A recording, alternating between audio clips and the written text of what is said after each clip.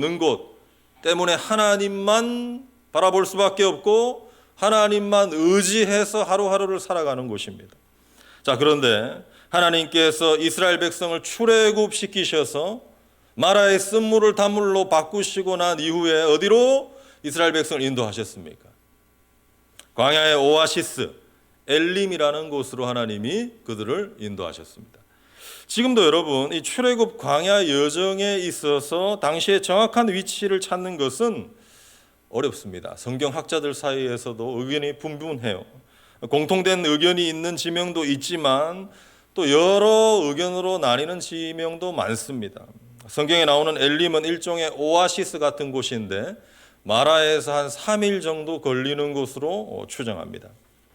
그런데 보십시오. 불과 며칠 전에 물로 인해서 고생하고 쓴물 때문에 불평하고 원망했던 이스라엘 백성들에게 하나님은 이제 엘림, 달콤한 안식과 위로와 회복을 주시는 엘림으로 그들을 인도하십니다.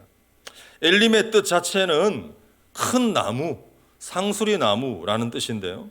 여러분, 뜨거운 햇볕이 내리쬐는 광야에서 큰 나무가 있다는 것은 무슨 의미입니까? 큰 나무는 그늘이 되어주잖아요. 그늘. 그곳에 종려나무 70그루가 있었습니다. 종려나무는 키가 3m에서 10m까지 자라기도 하고 또 그 열매가 얼마나 달콤한지 지금도 종려나무 열매는 특산물입니다. 그러니까 그곳에 가면요, 나무가 크고 무성해서 그늘이 되어주고 열매도 있는 하나님의 위로를 경험할 수 있는 장소가 엘림입니다. 뿐만 아니라 엘림에는 물샘 12이 있었다고 합니다. 광야 여정에서 지친 이스라엘 백성들이 엘림에 도착하면 이제 물을 마음껏 마실 수 있는, 안식할 수 있는 장소입니다. 며칠 전에 머물렀던 마라와는 완전히 대조적인 장소지요. 광야와 약속의 땅이 대조되는 것처럼 마라와 엘림은 그렇게 대조되는 곳입니다. 사랑하는 여러분, 하나님께서 엘림이라는 곳으로 인도하셔서 은혜를 베푸십니다. 여러분, 우리가 하나님을 오해하면은 안 됩니다. 하나님은 어떠한 분이신가? 하나님은 광야에서도 오아시스를 베푸시는 분, 하나님은 광야에서도 식탁을 차리시는 분이십니다. 인생의 연약함을 아시고 우리의 상황과 형편을 다 알고 계시지요. 하나님은 저기 멀리 떨어져서, 우리가 멀리 떨어져서 주무시거나 졸고 계시지 아니하시고 우리의 상황과 형편이 어떠한지를 이미 다 알고 계십니다. 그래서 우리의 순례길, 이 광야 여정에도 하나님의 은혜가 따라온다는 것이에요. 출애굽한 백성들을 하나님께서 인도하시듯 광야에서도 위로와 안식을 누리게 하시고 하나님의 하나님 되심을 드러나게 하십니다. 사랑하는 여러분, 요즘 여러분은 신앙생활 하면서 하나님 안에서 위로와 안식을 누리고 계십니까? 주님의 평강 가운데 지내고 계십니까? 12월이 되면요, 이제 12월이죠. 연말에 행사가 많고 또 교회가 가장 바쁜 달 중에 하나가 12월입니다. 교회를 열심히 섬기는 분들은 연말에 지치기가 쉬워요. 그래서 하나님 안에서 안식을 누리기보다 연말에 민감해져요. 감정적으로 대응해져요. 마음의 여유가 없어지는 것을 자주 보게 됩니다. 초대교회의 교부였던 아우구스티누스, 성 어거스틴이라고 불리는 그는 저서 고백록에서 이렇게 유명한 말을 남겼습니다. 당신은 우리를 당신을 향해서 살도록 창조하셨으므로 우리 마음이 당신 안에서 안식할 때까지는 평안하지 않습니다. 여기서 당신은 하나님이시죠. 하나님으로 바꿔도 됩니다. 하나님은 우리를 하나님을 향해서 살도록 창조하셨으므로 우리의 마음이 하나님 안에서 안식할 때까지는 평안하지 않습니다. 인간은요, 하나님의 형상으로 지음을 받아서 하나님 안에서만 참된 안식을 누릴 수 있다는 고백입니다. 여러분, 이 세상에 어떤 일을 해보더라도 우리에게 잠깐의 재미를 주지만, 관심을 주지만 그것이 궁극적으로 우리의 마음에 참된 안식과 또 위로와 평안을 줄 수 없지요. 하나님만이 주시는 은혜와 평강, 위로와 안식, 그것을 여러분 12월 지금 누리면서 지내고 계십니까? 여러분, 광야에서도 엘림의 은혜를 베푸시는 하나님의 손길이 있습니다. 광야 같은 이 세상에서 우리는 어떻게 주님이 베푸시는 이 은혜와 평강 가운데 안식을 누릴 수 있을까요? 엘림의 은혜를 어떻게 광야 같은 이 세상에서 지금 누리며 살아갈 수 있을까요? 오늘 두 가지를 말씀드리려 합니다. 첫째는요, 주일의 참된 의미를 기억하라는 것이에요. 주일의 참된 의미를 기억하라. 여러분, 오늘은 주일로 우리가 알고 지킵니다. 안식일은 원래 하나님의 창조 명령을 따라서 제정된 날입니다. 하나님이 제정하신 날이에요. 안식일은. 하나님이 이 안식일 또 어떻게 하셨습니까? 거룩하게 하고 복되게 하셨습니다. 창세기 2장 3절의 말씀에 하나님이 그 일곱째 날을 복되게 하사 거룩하게 하셨으니 이는 하나님이 그 창조하시며 만드시던 모든 일을 마치시고 그날에 안식하셨음이니라. 그래서 여러분, 처음에는 이 창조의 원리를 따라서 안식일을 일곱째 날에 지켰습니다. 그러다가 예수님께서 십자가에서 죽으시고 3일 만에 부활하신 이후에 초대교회는 예수님이 부활하신 날, 주의 날로 정해서 그날을 주일로 지키게 되죠. 이것을 웨스트민스터 소요리 문답 59문에 잘 설명하고 있습니다. 59문의 질문을 보면 하나님께서 7일 중에 어느 날을 안식일로 정하셨습니까? 라고 질문하고 답을 우리 같이 한번 읽어보실까요? 답을 같이 보겠습니다. 시작. 하나님께서는 세상 시작부터 그리스도께서 부활하시기까지는 7일 중 7째 날을 안식일로 정하셨고 그 후부터 세상 끝날까지는 일주일 중 첫날을 그리스도인의 안식일로 정하셨습니다. 우리 구주 예수님의 십자가의 죽음과 부활로 인해서 이제는 세상 끝날까지 그리스도인의 안식일은 주일이 된 것입니다. 우리가 이 주일을 지키는 것이죠. 여러분, 그런데 주일을 우리가 알고 지키면서 안식을 누리고 계십니까? 저와 같이 목회자들은 주일이 가장 바쁜 날입니다. 많은 사역이 있고 그래서 주일을 앞두고는 영적인 긴장과 굉장한 이 부담이 있을 수 있어요. 그럼에도 주일 사역을 감당할 때, 주일을 시작할 때, 주일을 보내면서 절대 잊지 말고자 하는 것은 주일의 참된 의미예요.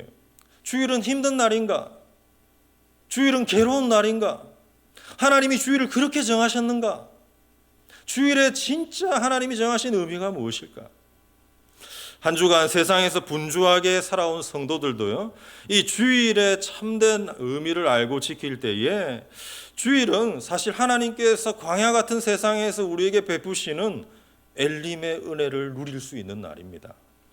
계속해서 웨스트민스터 소요리 62문도 함께 보겠습니다. 62문에 보면 우리가 왜 제4계명을 지켜야 합니까? 안식일을 지키라는 계명입니다. 왜 4계명을 지켜야 합니까? 질문에 답을 같이 한번 보실까요? 같이 보겠습니다. 시작.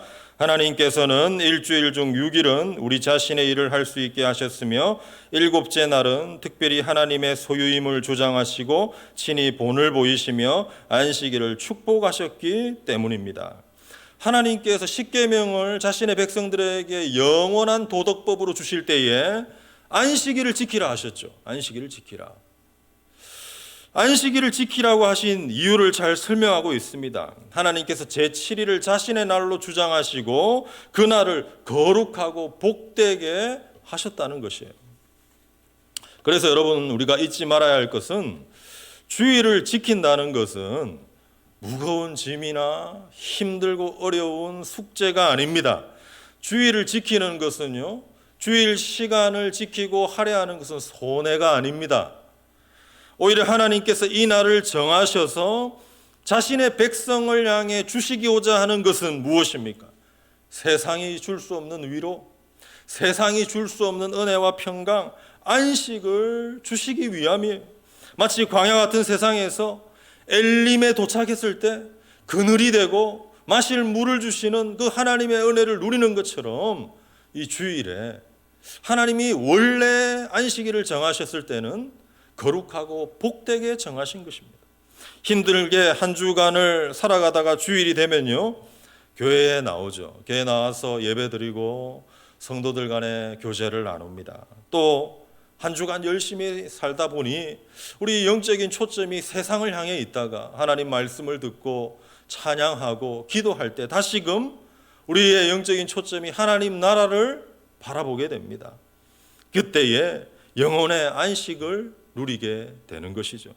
그러므로 우리에게 기도의 제목이 있다면 주일을 우리가 지키면서 오늘도 우리가 거룩한 주일을 지킬 때에 하나님께서 제정하신 이 주일의 참된 의미를 기억하고 오늘도 주님이 제정하신 이 주일의 특별한 은혜를 누릴 수 있도록 기도하는 것이에요.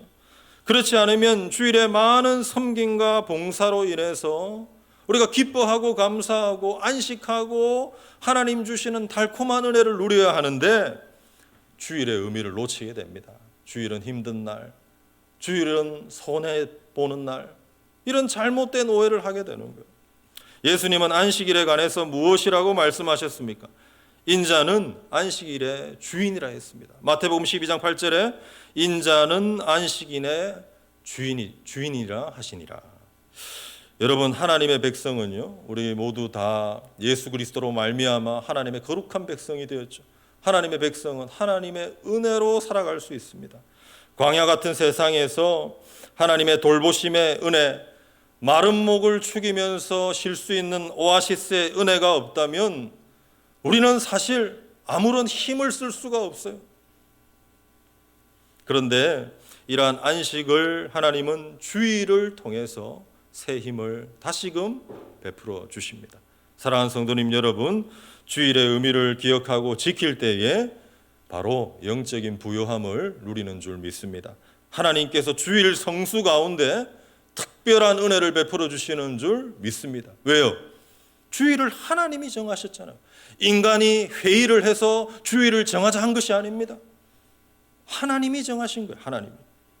그래서 하나님의 백성은 이 영적인 은혜 안에서 강하고 담대하게 계속해서 전진할 수가 있는 것이에요.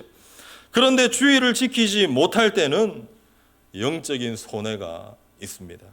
잘 되는 것 같아도 잘 되지 않습니다. 시간을 더 확보하는 것 같지만 시간이 더 확보되지 않습니다.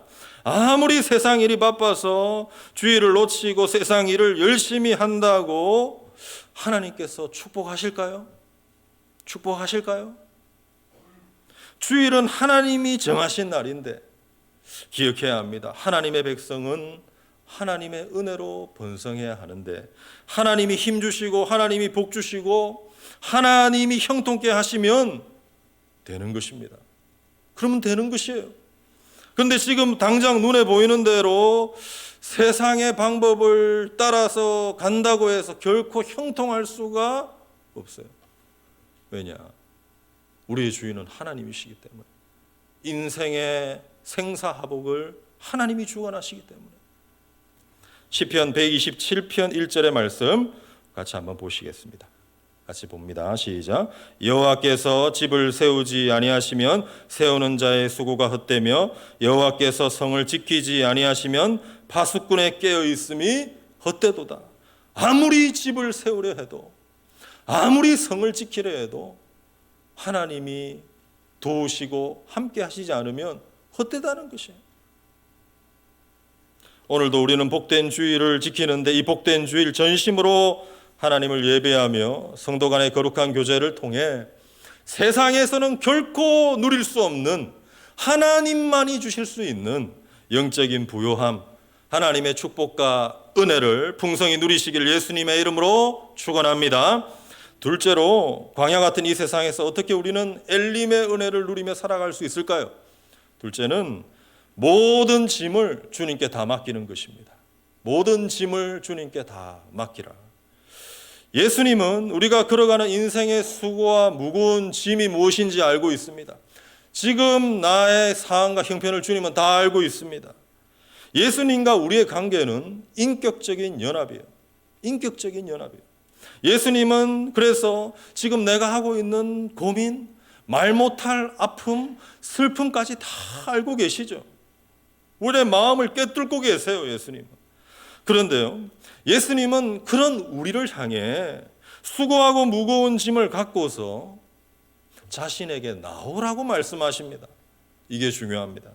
그리하면 힘을 줄 것이라고 약속하고 계세요. 마태복음 11장 28절에 수고하고 무거운 짐진 자들아 다 내게로 오라 내가 너희를 쉬게 하리라. 우리의 수고의 무거운 짐을 다 알고 계신 주님께서 무엇이라 하십니까? 내게로 나오라는 것입니다.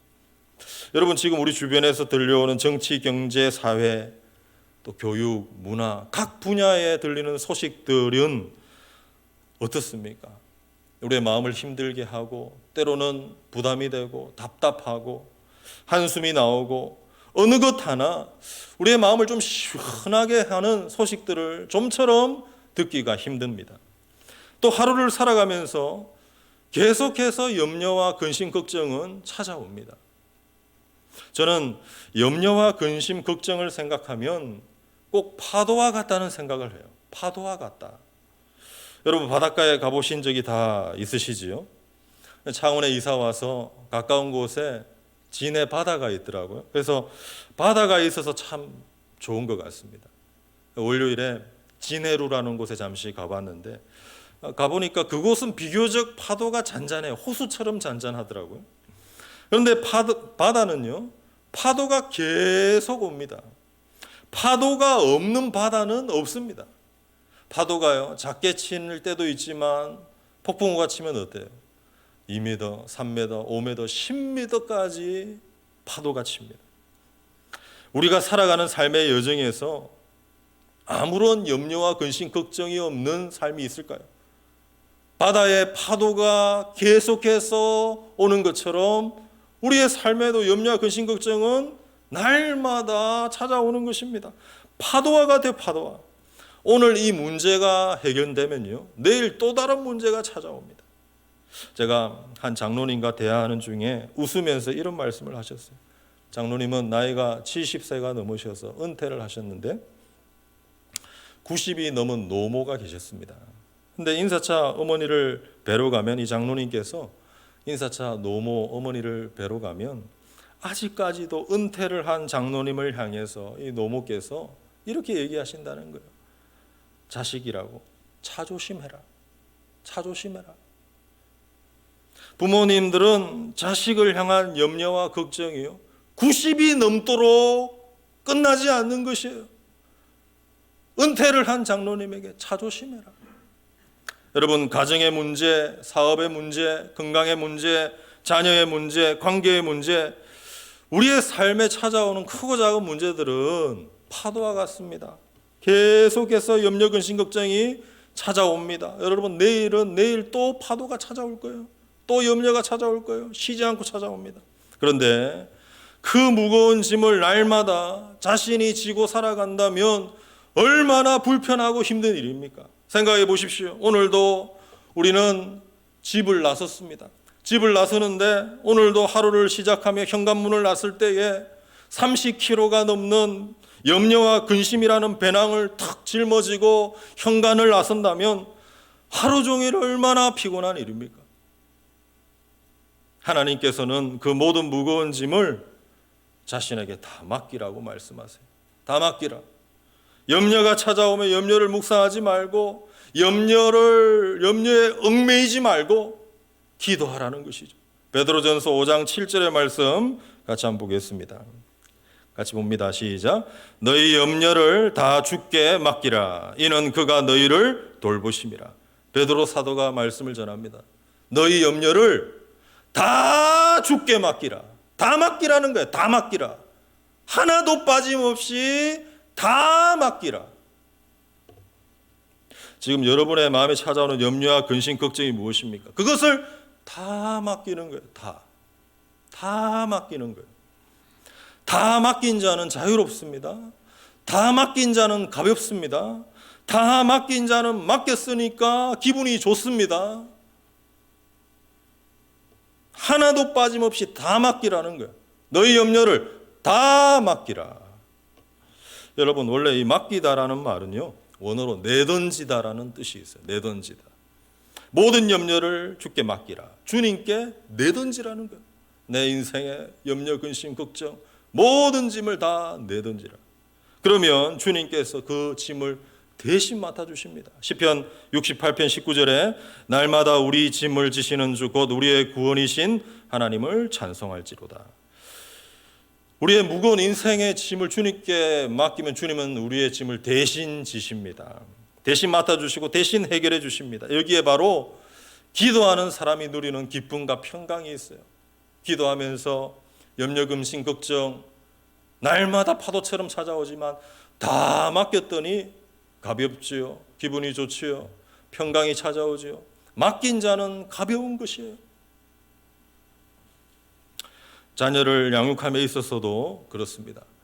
우리가 부모로서 최선을 다하지만 여기에는 여러분 인간적인 최선만 해당하는 것이 아닙니다. 하나님께 맡기는 것입니다.